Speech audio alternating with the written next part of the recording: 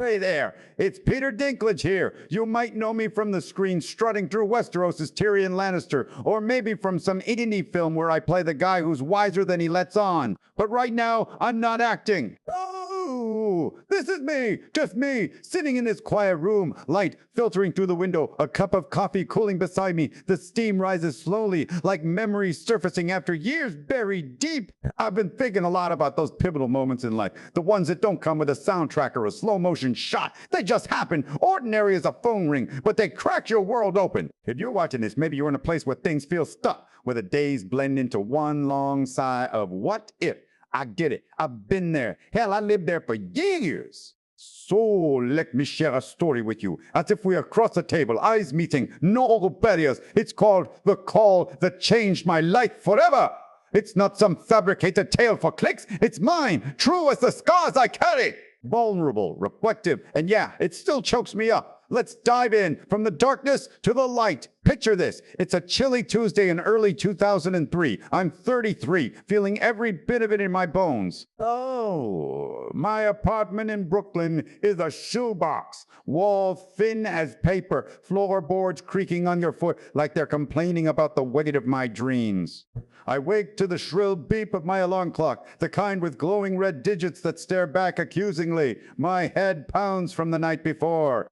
I'd been out with my band, Whizzy, this punk-funk group I fronted, screaming lyrics into a fuzzy mic in clubs that reek of cigarette smoke and spilled beer. The gig was at a dive in the East Village, lights dim and flickering, the air thick with the sweat of a small crowd bobbing their heads. I poured my soul into it, voice raw and ragged, singing about isolating. A guitar wailed behind me, bass thumping like a heartbeat, but the applause at the end was sparse, echoing hollow in the room. Tips, a crumbled 10 and some quarters. Enough for a late night slice of pizza that tasted like cardboard on the walk home. I crashed around 2 a.m., body exhausted, mind spinning with the usual doubts. Is this it? Am I kidding myself?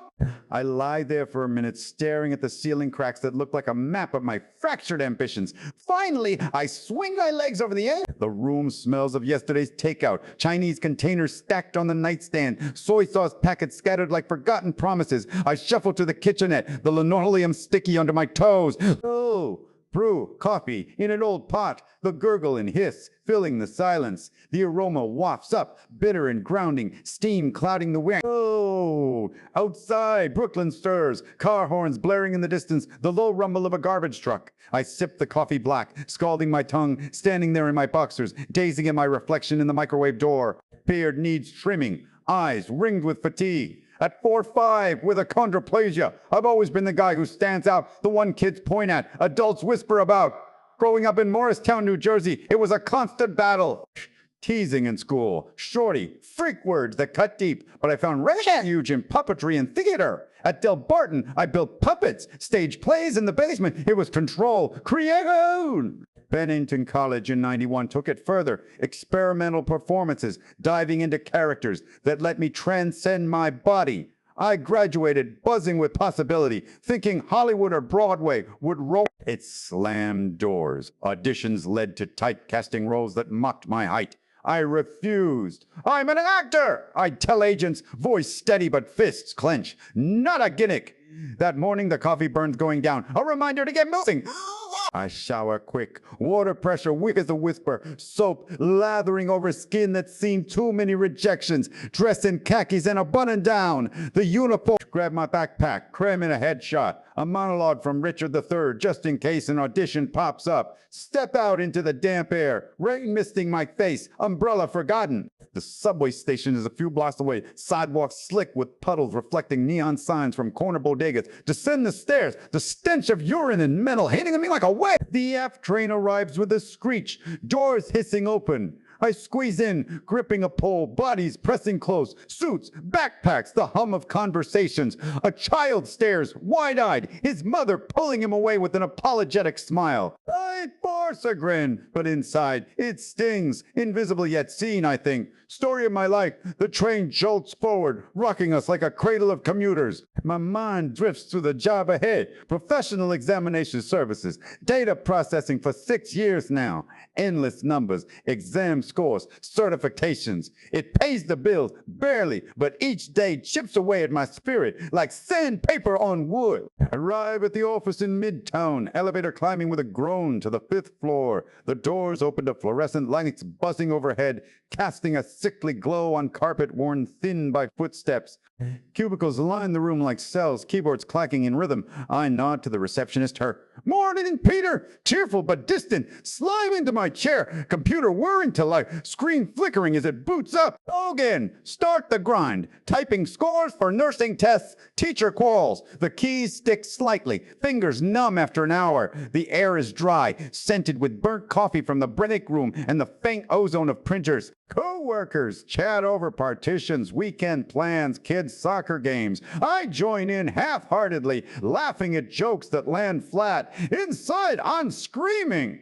"This isn't you," the voice in my head whispers. "You're meant for stages, lights, stories that matter." Lunch is a soggy sandwich from the deli below, turkey on ragu, mejillo dripping, eaten at my desk while flipping through Shakespeare. Should the third again. I, that am rudely stamped and want love's majesty. The words resonate, a mirror to my frustrations. Am I rudely stamped? Do I want majesty or just a chance? The afternoon stretches, clock hangs. More data entry, eyes glazing over numbers that blur into meaninglessness. My thoughts wander to past defeats, auditions where directors eyed me like a curiosity, roles lost to better fits. The band helps, those gigs are released, but even there, I'm the novelty vocalist. Doubt creeps in, cold fingers around my throat. "Quit acting," it murmurs. "Get real. Move home. Teach drama at a high school." My parents call weekly. Mom's voice soft with worry. Dad's gruff encouragement. Brother Jonathan's making it in music. Violin bowing success. Jealousy sours my coffee refill. Is this hopelessness the end? Then the interruption. My flip phone vibrates in my pocket, a buzz like a bee trap. I fish it out, heart skipping. Personal calls are risky here. The screen shows Sarah, my agent. Cup the phone, whisper, "Hey, what's up?" Her voice crackles with energy. "Peter!" Script just landed. Indie, low budget, but promising. The station agent, director Tom McCarthy. Remember him? Saw you in that off-Broadway thing last year. Wants you for the lead. Finbar McBride. Ling, my breath catches. But skepticism floods in. What's the gimmick? Another dwarf joke. "Sarah, I'm not." "No gimmick," she insists. "Finn's a train buff, lives in isolation at an old station, makes friends unexpectedly. It's about humanity, connection."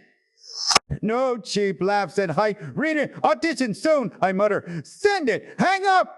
At first, it feels unimportant. Another long shot in a pile of no's. Disappointing even, because hope hurts when it fades. The day drags on, more typing, but a tiny spark ignites. On the subway home, rain hammering the car. I check email at a cyber cafe, fingers sticky on the keyboard. Script attached. Printita kinkos. The machine clunks. Pages emerging warm, inch sharp. Walk home, umbrella up. Puddles splashing my shoes. Apartment dark. City lights twinkling through the window like distant stars. Sit on the lumpy couch, beer fizzing open. Cold against my palm. Read. The words pull me in. Finn's world of trains, solitude, sensory rush. Imagine the creak of wood, scent of rust, echo of emptiness. His inner thoughts echo mine. The armor against stairs, the quiet rage. I pause, script on my lap, staring at the wall. This could be it, I think.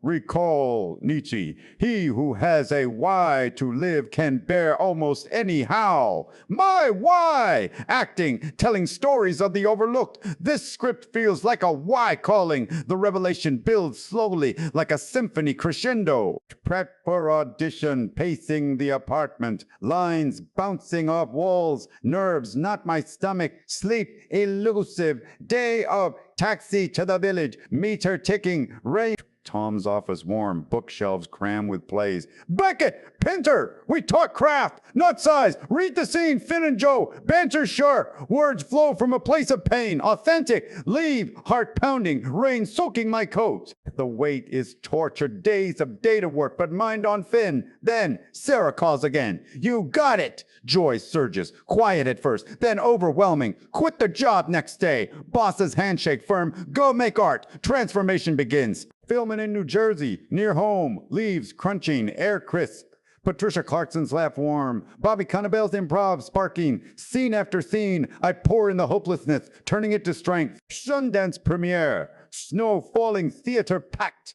Film ends, silence, then applause thunders. Reviews praise Dinklage's nuanced performance. Awards nominations, spirit, SAG, doors swing open. The change ripples, those come. Death at a funeral, Narnia. Then Game of Thrones in 2010, Tyrion, the wit with wounds, Emmy's travel, family with Erica, all from that call, reflecting, Rilke, you must change your life. I did. Picasso, every act of creation is first an act of destruction, destroyed doubt. Epictetus, it's not events, but our opinions of them. Shifted mine. Side stories. Band gig where Amp Blue I ad-lib poetry. Friends nights debating art. Literature like The Little Prince, Essential, is Invisible. Van Gogh's letters on perseverance. That call, least expected, woke me. Yours might too. Answer. Become who you're meant to be. Goosebumps yet?